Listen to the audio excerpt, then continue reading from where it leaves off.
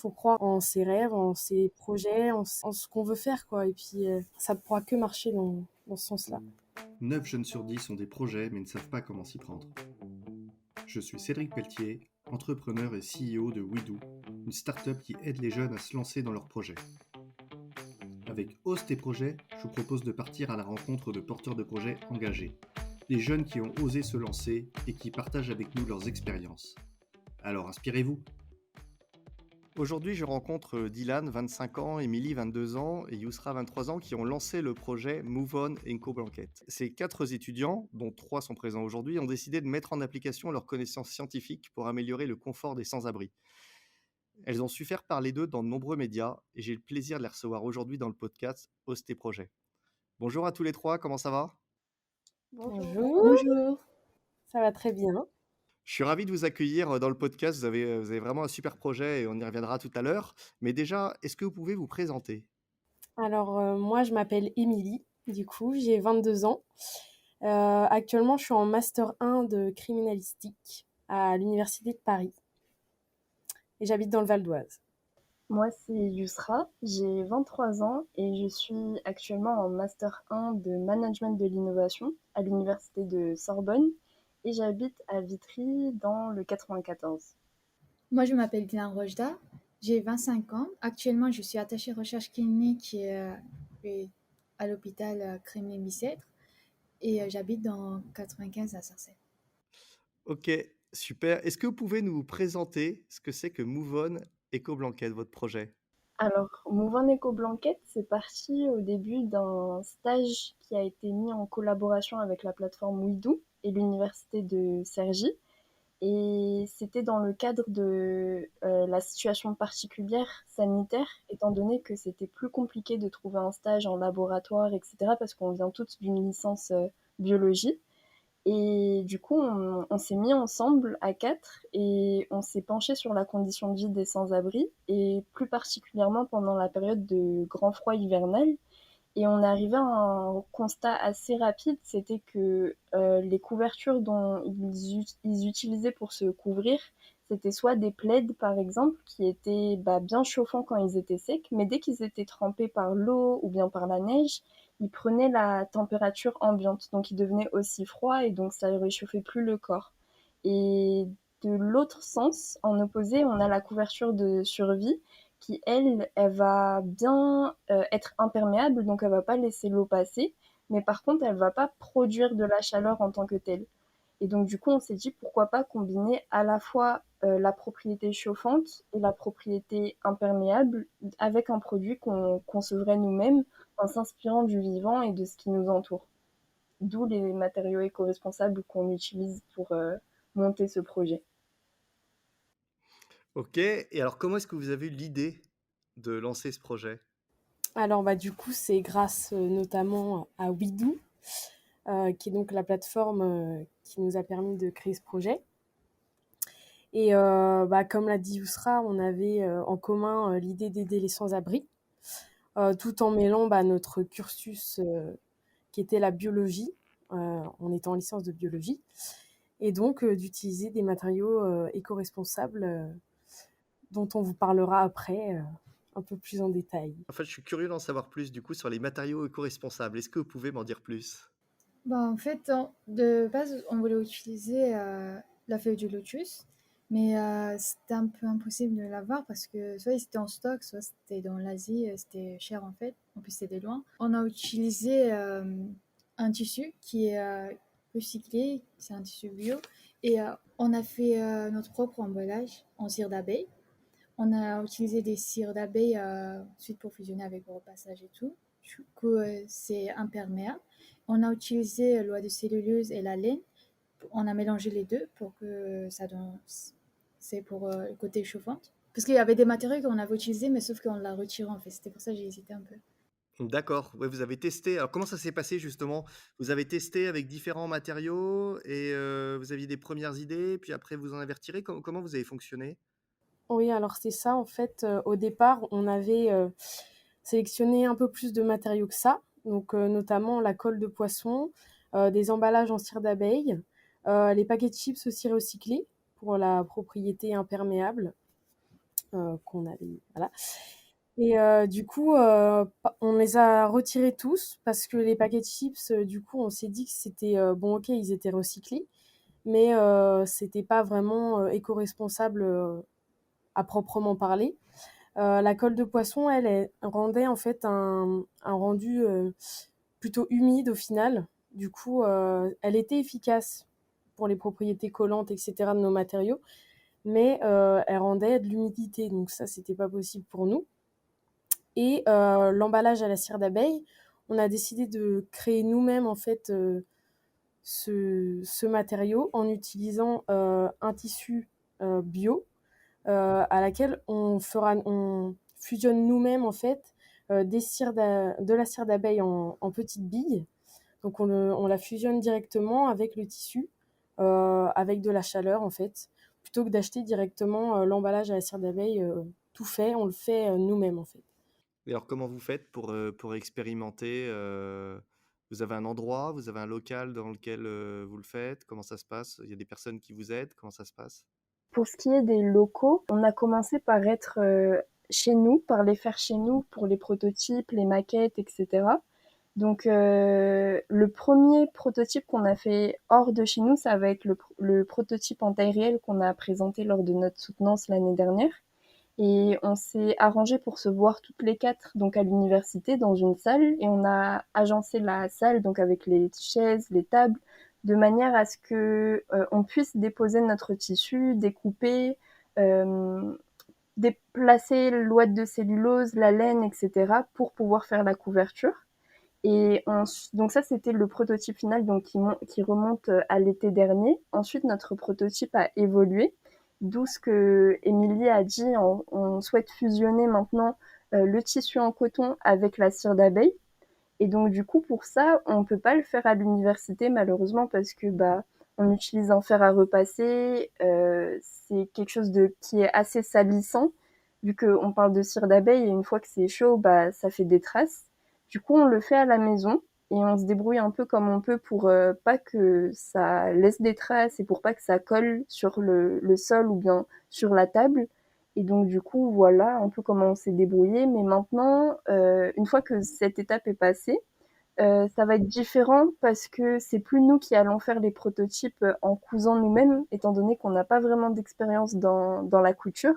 On a trouvé un contact, donc l'atelier Bakita, qui va nous permettre de coudre notre tout dernier prototype et on espère les suivants. Comment vous avez fait du coup pour trouver cet atelier, pour trouver ce contact? Alors c'est eux qui nous ont contactés du coup, suite aux nombreuses publications de notre projet dans les médias.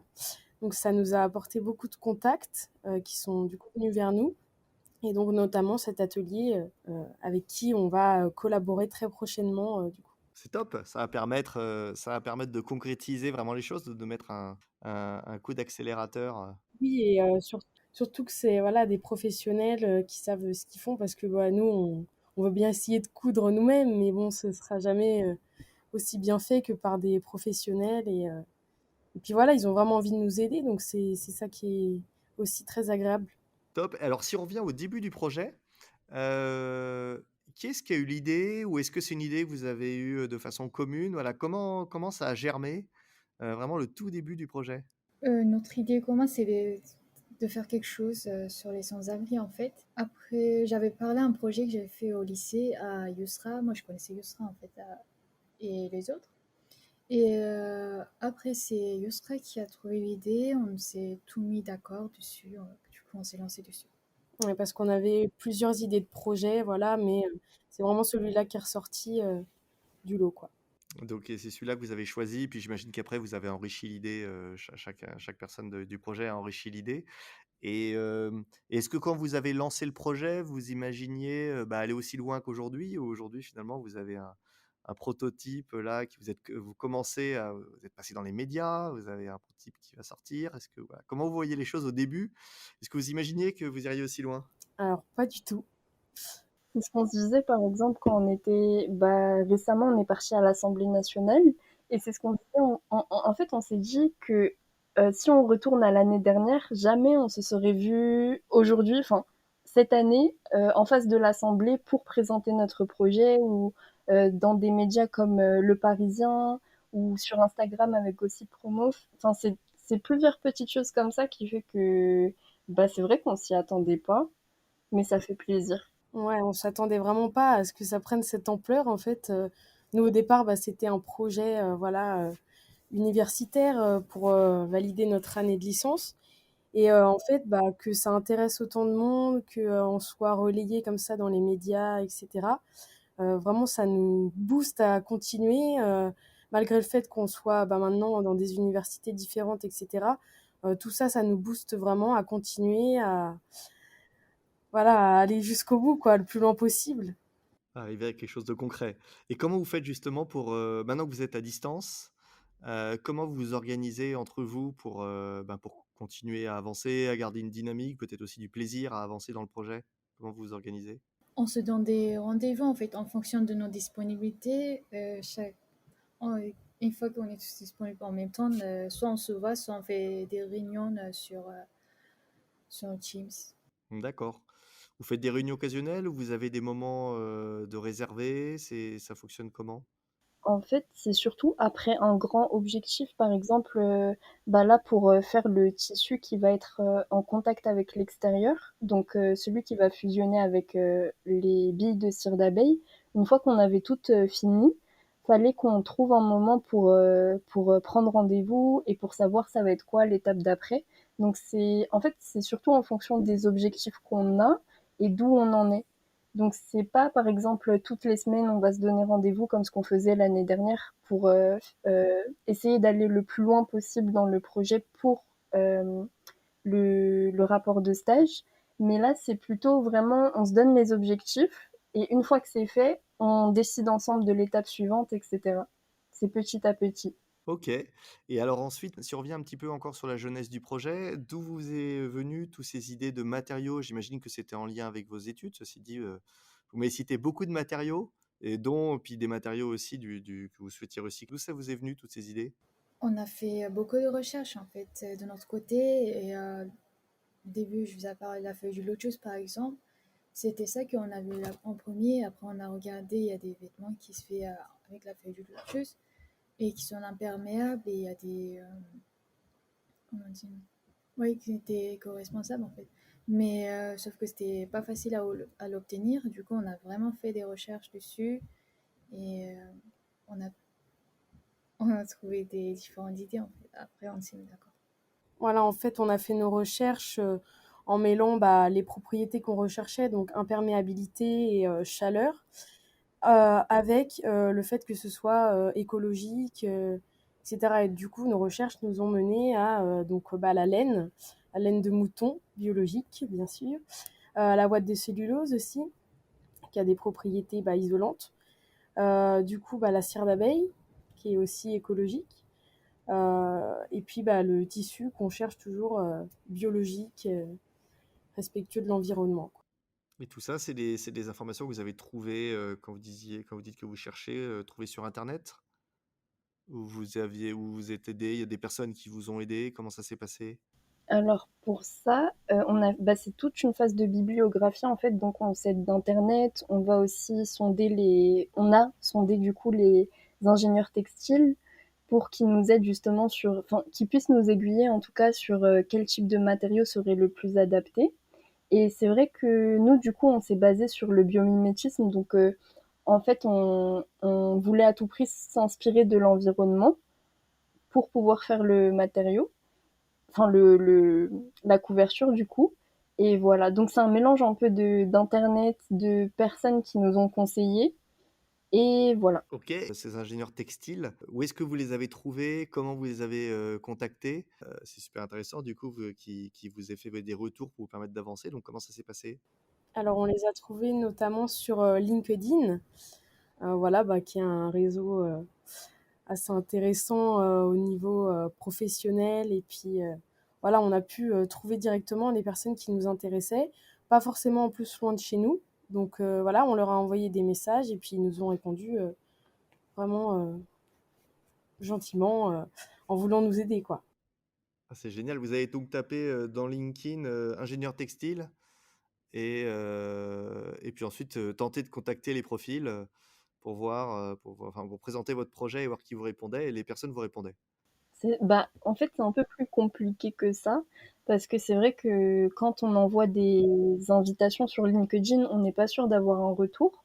Du coup, bah, la première étape, c'est ça, on a tapé ingénieur textile ou bien couturier, couturière, étudiant ingénieur textile, parce que les étudiants aussi nous ont aidés. Et du coup, après, on a envoyé donc plein de demandes. Et donc, sur les quelques demandes qui ont été acceptées, on a envoyé un message, donc en essayant le plus possible de le personnaliser pour pas que ça fasse un message envoyé à tout le monde d'un coup.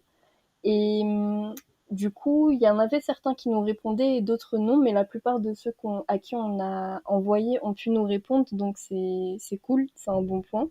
Et voilà. OK, top. Bon, bah, comme quoi LinkedIn, donc, vous confirmez que LinkedIn est un bon canal pour faire, pour aller chercher de l'information? Heu, Oui, oui, il y a vraiment, de tout en fait, des professionnels, bah, qui, travaillent depuis un moment, comme des étudiants qui peuvent nous aider aussi. Vraiment, c'est tout un réseau, diversifié qui peut, nous apporter en fait. Et puis on n'a pas hésité, voilà, à les contacter, on n'avait rien à perdre quoi, à leur demander, des informations, de l'aide, voilà. OK, et alors justement, en parlant un peu des ressources, que vous avez utilisées, bah, là, d'avoir des retours d'expérience des personnes, heu, on parlait là des matériaux, plutôt l'aspect technique. Après, je ne sais pas s'il y avait des notions de projet, de réglementation, enfin, ou de communication. Est-ce que vous vous êtes formé sur internet vous-même, ou à l'aide d'autres personnes justement bah, sur la gestion de projet, sur l'avancement de projet? Bah, l'année dernière, c'est vrai que c'était nouveau pour nous parce que bah, on vient d'une filière scientifique et on n'a pas beaucoup de projets, même pas du tout de projets qui sont de ce type-là où on construit quelque chose, un produit ou un service innovant. Et du coup, ça a été nouveau, donc on l'a anticipé un peu comme on pouvait. Mais cette année, c'est un peu différent parce qu'on a assez d'expérience par rapport à ce qu'on a fait l'année dernière et on a une nouvelle vision de ce qu'on veut faire. Donc c'est cool et aussi le fait que bah par exemple Anouchia et moi, on s'est spécialisé dans le management de projet un peu. Donc ça nous fait un bagage en plus encore. Donc voilà. Top. Et alors une question aussi que j'ai envie de vous poser, et je pense que ceux qui nous écoutent doivent aussi se poser: comment est-ce que vous, gérez la gestion de ce projet à côté bah, pour Émilie, pour Yousra, vos études, et puis pour Dylan, ta vie professionnelle? Vous avez peut-être chacune des réponses différentes d'ailleurs là-dessus. Comment vous gérez du coup les 2? Alors, bah, c'est plus compliqué du coup que l'année dernière, forcément. Mais du coup, nos rendez-vous sont un peu plus tard le soir. On essaye vraiment de caler quand on est toutes disponibles. Ou là, bah voilà, par exemple, on est trois parce qu'une ne peut pas, on fait des concessions. Voilà, mais on essaye vraiment de trouver, même si c'est des horaires un peu plus tardifs, bah, après nos études ou après bah, le travail, par exemple, pour Dylan, on essaie vraiment de se caler parce qu'il faut vraiment être régulier, quoi. Si on n'arrive pas à être un minimum régulier, après ça devient compliqué, tout s'accumule. On a des rendez-vous bah, en visio, par exemple, qu'on ne peut pas négliger. Et puis voilà, c'est pour pas être après débordé, il faut vraiment être régulier, quoi. D'accord, et du coup, vous avez mis des choses en place pour être régulier? Tout à l'heure, je crois que c'est Yousra qui parlait ou Dylan qui parlait de se donner des objectifs. C'est comme ça que vous fonctionnez? Qu'est-ce que vous avez mis en place pour vous assurer justement de garder un rythme? Alors on a un Google Doc notamment, qu'on peut du coup bah, tout modifier, rajouter des objectifs, des choses à faire, des personnes à contacter, etc. Donc on peut tout consulter et c'est vraiment un support qui nous aide à y voir clair. Quand on a fini quelque chose, on le barre pour que ce soit bien visuellement parlant. Voilà. Et puis bah, on a notre groupe aussi WhatsApp où on communique énormément, on s'informe sur les news que, par exemple, une de nos cadres n'a pas pu voir avant. Voilà, on se tient au courant sur ce groupe beaucoup. Est-ce que, Yousra ou Dylan, vous avez des choses à rajouter là-dessus sur l'aspect gérer, sa vie pro ou sa vie étudiant en parallèle de ce projet, des petites techniques que vous avez mis en place? De mon côté, je sais que par exemple, dès que je reçois un message, enfin pas dès, mais aussi vite que je peux, dès que je reçois un message sur le groupe ou quelque chose comme ça, où je sais qu'il faut qu'on envoie un mail ou que on regarde plus les différents types de matériaux ou un peu de tout, je dis tout et n'importe quoi. J'essaye de le faire au plus vite. Comme ça, je sais que c'est fait et que je peux passer à autre chose. Je sais pas comment expliquer, mais en gros, il y a les études et à la fois ça, du coup, c'est un peu dur à gérer, mais dès que j'ai l'information, j'essaye de la traiter. Comme ça, je sais que c'est fait et que c'est passé et que je peux faire autre chose. Du coup, voilà. Et après, pour les rendez-vous, etc., c'est vrai que c'est pas facile cette année parce qu'on n'a plus trop les mêmes horaires, mais on trouve toujours un moyen de se voir ou bien de faire une réunion sur Teams ou sur Zoom. Du coup, c'est bien. Et voilà, et on fonctionne beaucoup sur les jalons du coup, donc les objectifs. Et voilà. Oui, de mon côté, c'était pareil. J'ai essayé de gérer quand je recevais des messages, mais c'était pas du tout facile. Les week-ends, je travaillais, la semaine, j'étais en stage. C'était un peu compliqué de se voir, mais je faisais maximum quand même pour m'arranger en fonction de les autres. Parce que je sais que j'ai eu plus de possibilités de m'arranger. Eux, ils sont en cours, c'est pas la même chose. Mais on faisait maximum quand même pour s'arranger. D'accord, de remplacer un peu avec la souplesse, voilà, pour s'arranger avec les autres. Je reviens sur je reviens sur un aspect, on en a parlé rapidement tout à l'heure, mais je pense qu'il y a un vrai succès hein, pour votre projet à ce stade, c'est la communication. Parce que vous avez quand même réussi à à faire parler de vous dans différents médias, sur Insta. Comment vous avez fait? En fait, on sait pas trop comment on a réussi à être aussi autant médiatisé comme ça, mais en fait, bah, on pense que c'est notamment bah, grâce à Widoo. Voilà, on a pas mal partagé notre projet, notre profil Widoo sur les réseaux, à notre entourage, etc. Et bah, faut croire que ça a bien fonctionné. Après, quand un média a commencé à nous médiatiser, c'est vrai que les autres bah, s'y sont sûrement intéressés. Et puis, bah, de fil en aiguille, voilà, ils ont un peu tous repris notre projet en nous demandant bah, des réunions visio pour nous poser les questions qui les intéressaient. Et voilà, en fait, c'est vraiment de fil en aiguille et en cascade, quoi. Et c'est vrai qu'on s'attendait pas à que ça prenne autant. Et vraiment, ça nous fait très plaisir. C'est encourageant. Aujourd'hui, c'est les médias ou les compétiteurs d'Insta qui viennent vers vous, c'est ça? Oui, beaucoup on nous contacte. Génial. Et donc, ce que je retiens, c'est que finalement, ce qui a initié ça, c'est le fait d'avoir énormément partagé votre projet. C'est d'avoir au maximum parlé autour de vous de votre projet, d'avoir partagé votre projet. C'est ça qui a probablement amorcé la pompe et qui a permis du coup d'intéresser les gens. Ben, c'est top en tout cas, hein. Ça, c'est félicitations parce que c'est vrai que c'est un peu le nerf de la guerre. Souvent, quand on est dans un projet au début, ben, de pouvoir un peu se faire connaître pour pouvoir avancer, pour trouver justement, vous parliez tout à l'heure du partenaire, le partenaire qui vient vous voir, ça c'est quand même génial aussi. Voilà, donc ça fait gagner du temps, puis ça permet aussi de se valoriser, je pense, et de se motiver. Donc c'est vraiment top. Et du coup, aujourd'hui, c'est quoi votre vision pour l'avenir de Move On Eco Blanquette?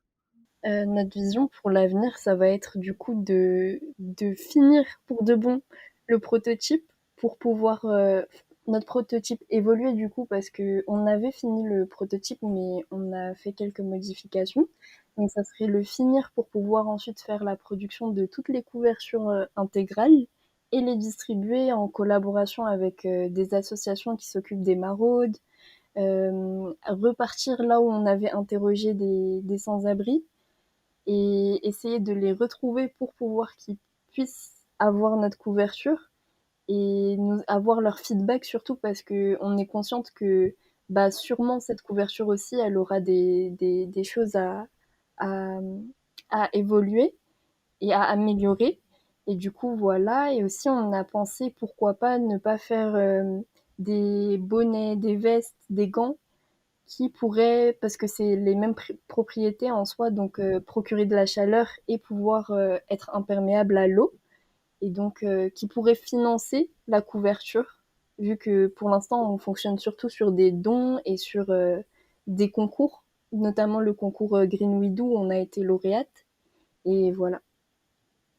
Et il y a aussi beaucoup de professionnels avec qui on a pu échanger qui nous ont conseillé de monter éventuellement une petite entreprise. Donc ça, ce serait par la suite, pourquoi pas. Voilà, mais il faut qu'on se spécialise un peu plus là-dedans, dans la gestion d'entreprise, etc. Pourquoi pas obtenir des diplômes dans le domaine, parce que c'est vrai que nous, on vient de biologie, enfin, on s'y connaît pas forcément dans la gestion. Donc pourquoi pas plus tard créer notre petite entreprise. C'était effectivement, ça répond à une des questions que je me posais effectivement sur l'avenir et le financement. Et donc effectivement, pourquoi pas une entreprise? Et bah, vous avez déjà fait de toute façon un grand pas hein, vers le côté de l'entreprise. Évidemment, il y a une partie qui est dans l'entreprise qui est la rentabilité, mais il y a toute une partie qui est lancer le projet entrepreneurial et vous avez déjà fait un grand pas. Donc, et si c'était une entreprise, donc ça serait une entreprise autour de ces couvertures. C'est quelque chose qui irait plus loin que ça. Comment vous voyez les choses? Bah déjà, oui, on commencerait par nos couvertures, qui est notre objectif premier. Et après, comme l'a dit Yousra, pourquoi pas créer d'autres produits avec les mêmes matériaux qui pourraient servir à la vie quotidienne de tout un chacun. Voilà, on n'est pas ouvert, on n'est pas fermé à faire évoluer nos idées, etc. Là, si vous regardez un petit peu en arrière, euh, qu'est-ce que vous avez appris du coup de toute cette histoire avec ce projet depuis, ça fait quoi? Ça fait 1 an et demi maintenant? Ouais, un an. Qu'est-ce que vous avez appris? Qu'est-ce que vous en retirez? Est-ce que vous vous dites voilà, que ça vous a permis de progresser dans certains points, peut-être humains aussi? Qu'est-ce que vous en retirez aujourd'hui? On a appris pas mal des choses. Déjà, c'est un peu différent de nos études, en fait, de se lancer sur les couvertures, d'avoir des contacts avec des couturiers et tout. Et c'est vraiment autre chose par rapport à ce qu'on fait, comme par rapport à nos études. Et on a eu pas mal des contacts, ça nous a permis d'avoir plus de connaissances sur notre projet. Ça nous a aussi appris que communiquer, c'était très important. Communiquer entre nous, pour que dès qu'il y a une petite zone de flou, par exemple, on ne sait pas trop où aller ou quelque chose comme ça, on met les choses au clair entre nous et après, bah, ça va mieux. On arrive à retrouver nos pas. Euh, Aussi, de mon côté, moi, ça m'a permis de savoir que c'était vraiment ce que je voulais faire de mon métier plus tard. Et donc, du coup, ça m'a permis de m'orienter en master dans quelque chose que j'aimais, donc la gestion de projet. Donc, voilà. Et sinon, aussi, j'aurais peut-être dit prendre confiance en soi, parce que c'est vrai que faire des interviews ou bien euh, voir qu'on est republié, etc., ça fait extrêmement plaisir et bah, c'est sûr que ça booste un peu la confiance qu'on a, donc c'est cool. Voilà, ça nous a aussi permis de voir bah, que la gestion des responsabilités aussi, euh, tout ça, le côté humain aussi, ça nous a beaucoup apporté par rapport bah, au sujet de notre projet. Et puis voilà, comme dit Yousra, la confiance en nous, le fait qu'on intéresse les gens, qu'on soit soutenu autant par bah, plein de monde, même qu'on ne connaît pas. Enfin, vraiment, c'est top et ça fait vraiment plaisir. C'est très encourageant pour la suite. Et puis, on espère aller loin, quoi. Génial, ça fait découvrir une ambition. Oui, exactement. Génial. On arrive bientôt à la fin de cet échange déjà. Mais avant, j'ai 5 petites questions à répondre en une phrase. Je vais vous laisser y répondre. Alors, je vous laisserai y répondre chacune. Je vous laisse voir si après vous souhaitez compléter ou si vous êtes aligné, on va dire, avec la phrase qu'une autre personne a dit. Donc, je vous laisse voir. Je vais commencer tout de suite avec la première question. Qu'est-ce que vous avez préféré dans cette aventure? De mon côté, c'était aller rencontrer des sans-abri et vraiment pouvoir échanger, que ce soit sur leurs conditions, en particulier du coup pour notre projet, mais aussi pour d'autres choses. Par exemple, on a rencontré un prof d'histoire. Euh, qui nous a appris beaucoup de choses, que ça soit sur notre pays, même si c'était en rigolant, etc., bah, c'était un moment assez convivial. Et du coup, voilà. Moi, c'est vraiment le fait de sentir qu'on soit utile en fait à la société, aux sans-abri et qu'on soit vraiment soutenu, qu'on puisse intéresser les gens et puis qu'on puisse aider bah, surtout les sans-abri, quoi. Moi, c'était à peu près pareil de faire.